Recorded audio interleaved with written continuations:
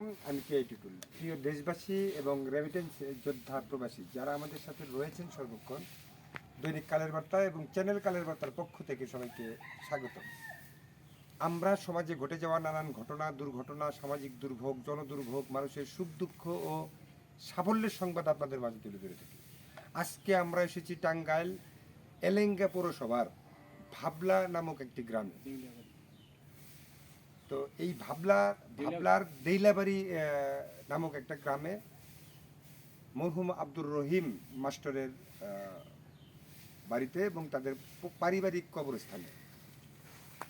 আপনারা জানেন যে রহিম মাস্টার নামে যে পরিচিত, উনি দীর্ঘদিন টাঙ্গাইল ঐতিহ্যবাহী বেড়াডোমা স্কুলে হেডমাস্টারের দায়িত্ব পালন করেছেন।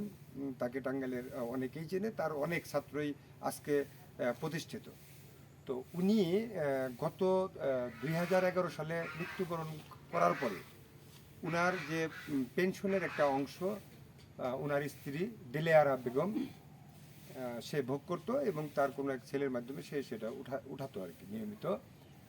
তো আজকে উনি বিগত সেপ্টেম্বর মাসে অর্থাৎ 2025 সালের সেপ্টেম্বরের 3 তারিখে মারা যায়। মারা যাওয়ার পরে আজও অবধি তার কোনো এক ছেলে, নাম হইল সাব্বির হোসেন লিটন নামে এক ছেলে, তার এক ছেলে সাদেকুজ্জামান লিটন, উনি হলো সেই টাকা জালিয়াতির মাধ্যমে ব্যাংক থেকে নিয়মিত উঠিয়ে যাচ্ছে।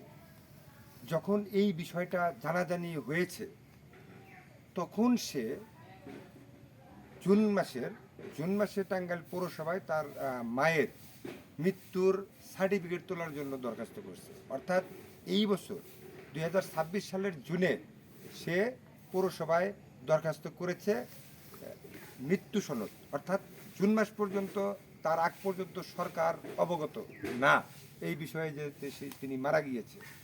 তাদের পারিবারিক কলহের কারণে, বিভিন্ন ব্যস্ততার কারণে, হয়তো অন্য ছেলেরা বিভিন্ন ব্যস্ত চাকরি বাকরি করার কারণে এই ডেথ সার্টিফিকেটটি উঠাইতে পারে নাই। যেহেতু পেনশনের টাকার একটা দায়িত্ব তার কাছে ছিল, সে কারণে এই দায়িত্বটাও তার উপরে বর্তায়। সে সেটা না করে চুপে চুপে সরকারি টাকা নিয়মিত আত্মসাৎ করেছে।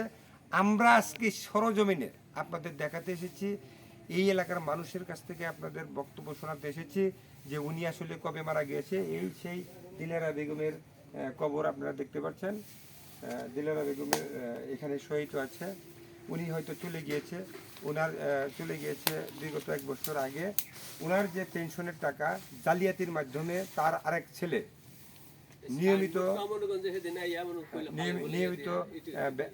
নিয়মিত ব্যাংক থেকে উঠাচ্ছে। আমরা সেই যে সরজমিন তদন্ত, শুধু আমি নয়, আমাদের টাঙ্গাইলের যত সংবাদকর্মী আছে, এই ঘটনা জানার পরে সবারই আসলে এই বিষয় নিয়ে একটা কৌতূহল জাগছে, যেহেতু এটা ক্রাইম। তো যে কারণে আমরা এখানে এসেছি। আমরা এখন তার মেজর ছেলের সাথে কথা বলবো। এই মুহূর্তে উনি আমাদের উপস্থিত আছেন। এদিকে আসেন। আপনার নাম? আচ্ছা, আপনার বাবা কি করতে? ভাই আমার মাস্টারি করতে